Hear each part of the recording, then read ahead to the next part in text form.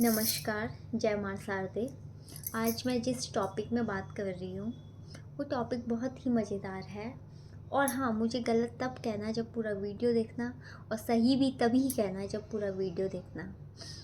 देखो, मूर्ति पूजन, कई लोग कहते हैं मूर्ति पूजन होना चाहिए, कई लोग कहते हैं नहीं होना चाहिए। ग्रंथों में भी लिखा हुआ है नहीं होना चाहिए, कई ग्रंथों में लिखा है होना चाहिए। पहले मूर्ति पूजन को समझो, क्या है वो मूर्ति? क्या है? इंसान की बनाई हुई छवि, ठीक है। मानो तो मैं गंगा माँ हूँ, ना मानो तो बहता पानी। ये देखो, भाव की बात है। गंगा क्या है? पानी है। वही पानी तुम्हारे घर पे भी है, पर वो भाव है, लोगों का भाव है, और उसको एक्सप्लेन नहीं किया जा सकता। आप कितने तर्क लगा लो, कितने वैज्ञानिक संशोधन कर लो, कितना कुछ कर लो, आप भाव को नहीं वो कर सकते हो। एक भाव है जिसको व्याख्या में, शब्दों में नहीं बोला जा सकता, क्योंकि भाव जो होता है वो बहुत ही उच्चतम स्थान है भाव का। भाव मतलब जैसे माँ की ममता एक्सप्लेन नहीं कर सकते। माँ सभी हैं, सबकी ममताएं अलग होती है। किसी के अपने बच्चे के लिए कैसी ममता होती है, तो उसको हम एक्सप्लेन नहीं कर सकते ना। हर माँ के अपने अपने रूप हैं, है ना। तो देखो भाई, मूर्ति पूजन में ऐसा है, वो एक भाव है, भक्त का भाव है। अब सबके सब इतने पावरफुल, इतने शक्तिशाली मन की प्रवृत्ति लेके पैदा नहीं हुए ना कि वो भगवान को अंदर ही विराजमान रखें और उनको उसमें ही आंतरिक सुख प्राप्ति हो। सबके ऐसे हृदय भी नहीं हुए हैं। तो कुछ लोगों को अच्छा लगता है माँ को बिठा के माँ को सजाना, है ना। क्योंकि मैं वही बात कर रही हूँ, मानो तो मैं मूर्ति हूँ, ना मानो तो पत्थर सस्ता। ठीक है तो पत्थर की। तो एक भाव है भक्त का, है ना। जो नहीं मानते मूर्ति पूजन को, उनको भी नमस्कार है, जो मानते उनको भी नमस्कार है। दोनों के भाव एक ही है। किसी के हृदय में प्रभु बैठे हैं, कोई बाहर सिंहासन में बिठा के हृदय में उतार रहा है। दोनों चीज़ें सेम है ना। तो ये भाव हैं इंसान के भावों को हम नहीं एक्सप्लेन कर सकते हैं। और मैं तो सच कहूँ, मेरा सर मस्जिद में भी झुकता है, गिरजाघर में भी झुकता है, मंदिर में भी झुकता है, गुरुओं में भी झुकता है। क्योंकि हर ग्रंथ, हर बाइबल, हर कुरान में एक ही बात लिखी है, परमात्मा एक है, सबका मालिक एक है। और परमात्मा क्या है? शक्ति। परमात्मा क्या है? पॉजिटिव एनर्जी, पॉजिटिव सोच, अच्छी नीयत, अच्छा स्वभाव, अच्छा व्यापार। अगर आपके पास है ना, तो कहीं ना कहीं परमात्मा की असीम कृपा भी आप पे। और ये धूप बत्ती, अगरबत्ती, ये भाव है। वैसे तो कहते हैं माँ को कुछ चाहिए नहीं है, फिर माँ के जन्मदिन में गिफ्ट क्यों देते हैं? वो हमारा भाव है ना। माँ को तो कुछ चाहिए नहीं। हमारी माँ जिन्होंने हमें जन्म दिया है, उनको तो कुछ नहीं चाहिए ना, लेकिन हम देते हैं ना, वो हमारा भाव है। दिया जलाना हमें अच्छा लगता है, धूप बत्ती करना हमें अच्छा लगता है, ठीक है।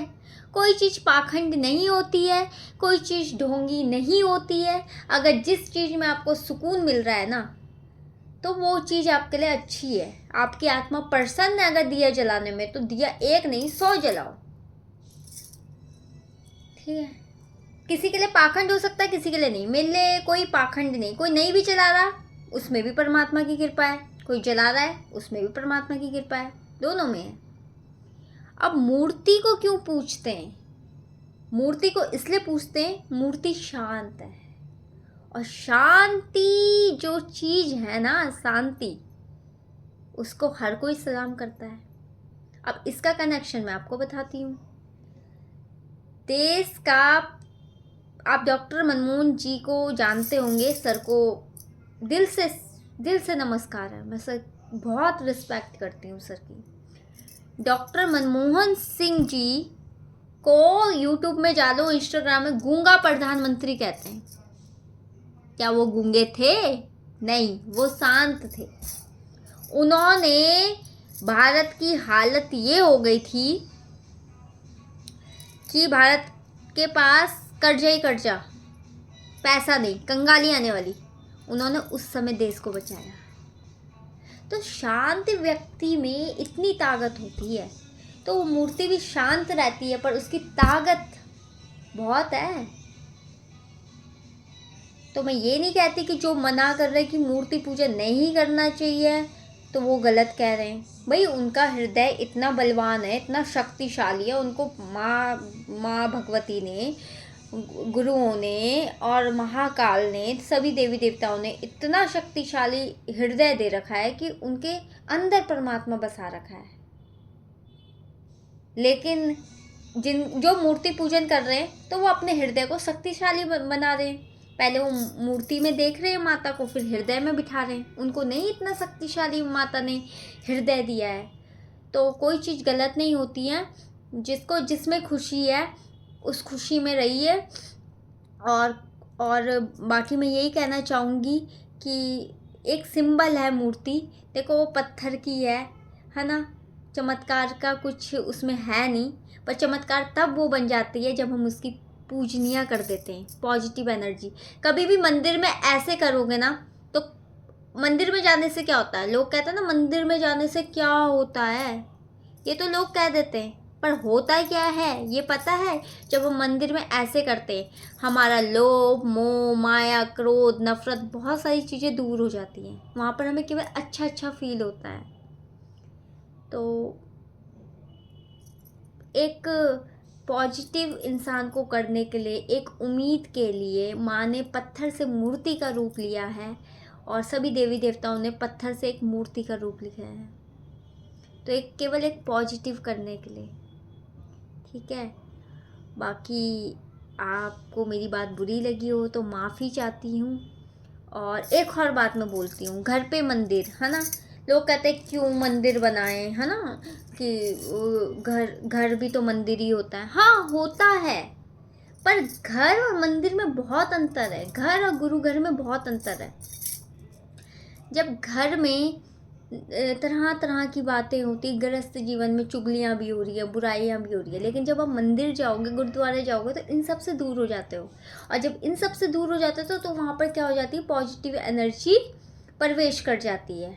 इसलिए गुरुद्वारे, ये चीज़, घर पे मंदिर बनाया जाता है कि अगर नेगेटिव, हम लोग सब नेगेटिव होते हैं, गृहस्थ जीवन में हर कोई नेगेटिव है, इसलिए मंदिर बनाया जाता है घर पे कि ताकि पॉजिटिव रहे, ठीक है। इसलिए नहीं कि हाँ मंदिर बना दिया, माता से बोल रहे हो, अरे माता करोड़ों रुपए दे दे, माता लाखों दे दे, अरे तेरी माता ने क्या दे दिया, तेरी माता ने वो दे दिया। माता ये सब देने के लिए नहीं है। माता एक हौसला, उम्मीद, पॉजिटिव, ये देने के लिए है। और माता जिन पे मेहरबान होती है ना, उन्हें सब कुछ भी दे देती है। कहते हैं ना लोग, मंदिर जाने से क्या होगा, वो खाने को दे देगी। देवी देवताओं को पूजने से क्या होगा, खाने को दे देंगे। अरे खाने को नहीं देंगे, वो बांटने को दे देंगे। उनकी शक्ति के सामने हम कुछ नहीं है। तो बस मैं इतना ही कहना चाहती हूँ। और अगर किसी को मेरी बात बुरी लगी होगी तो माफ़ करना। बाकी जो मूर्ति पूजते हैं उनको भी नमस्कार है, जो नहीं पूजते उनको भी नमस्कार है। अपने अपने भाव हैं और सबके भाव को मेरा सलाम भी है, प्रणाम भी है, सत श्री अकाल भी है और आमीन भी है। तो सबके भाव की मैं रिस्पेक्ट करती हूँ और अपने अपने भाव हैं, भाव को एक्सप्लेन नहीं कर सकते। तो बस मैं इतना ही कहना चाहती हूँ। मस्त रहो, स्वस्थ रहो और जीवन में हमेशा आगे रहो। धन्यवाद।